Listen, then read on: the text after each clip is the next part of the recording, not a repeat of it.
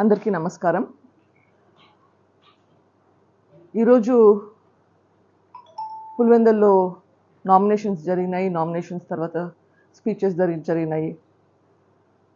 మీరందరూ వినే ఉంటారు. మొదటిగా before we get into that that,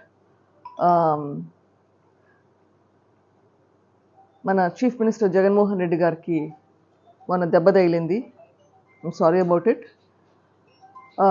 but ఒక డాక్టర్గా ఆయనకు ఒక సలహా,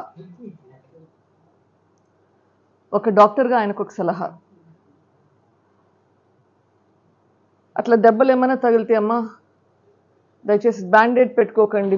అట్లా డ్రెస్సింగ్ పెట్టుకుంటే లోపల చీమ పట్టి ఇంకా సెప్టిక్ అయ్యేదానికి ఛాన్స్ ఉంటుంది. ప్లీజ్ బ్యాండేడ్ తీసేస్తే కొంచెం గాలికి ఆరి ఎండి త్వరగా మానుతుంది. చీఫ్ మినిస్టర్ గారికి డాక్టర్స్ ఎవరున్నారో నాకు తెలియదు, కానీ యాజ్ అ డాక్టర్ అది చూస్తూ బాధేస్తుంది that he's not getting the good advice. So request the chief minister not to put the bandaid or the dressing.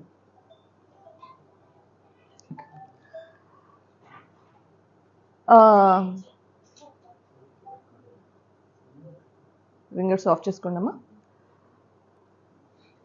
Jaganmohan Reddy గారు అన్నారు, పులివెందులు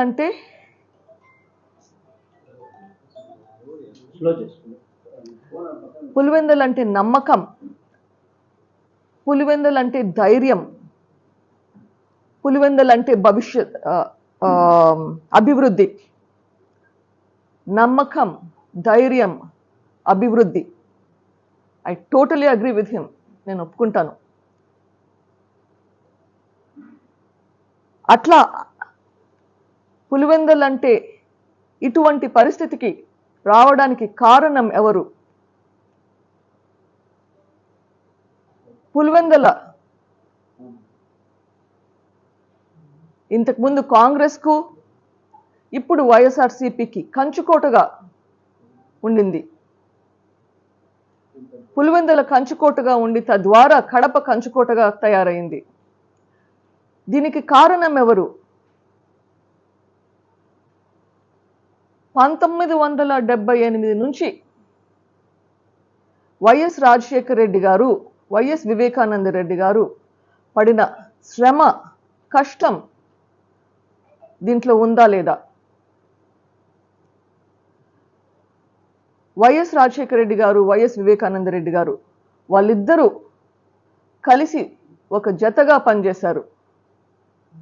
వాళ్ళ మధ్య మంచి అండర్స్టాండింగ్ ఉండింది.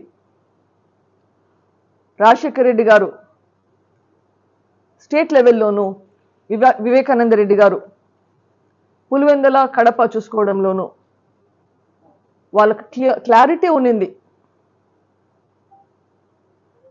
పులివెందుల్లో ఏ ఇంటికి ఆ ఇంట్లో ఉన్న సమస్యలకు ఎప్పుడైనా వివేకానంద రెడ్డి గారి ప్రశ్నించలేదా? ఎప్పుడైనా వాళ్ళ వివేకానంద రెడ్డి దగ్గరికి వచ్చి వాళ్ళ ప్రాబ్లమ్స్ గురించి ఎక్స్ప్రెస్ చేస్తుంటే వివేకానంద రెడ్డి అవైలబుల్గా ఉన్నాడా లేదా? ఏ ఇంటికైనా వెళ్ళండి, రాత్రైనా పగులైనా ఎప్పుడైనా ఉండేవాడు.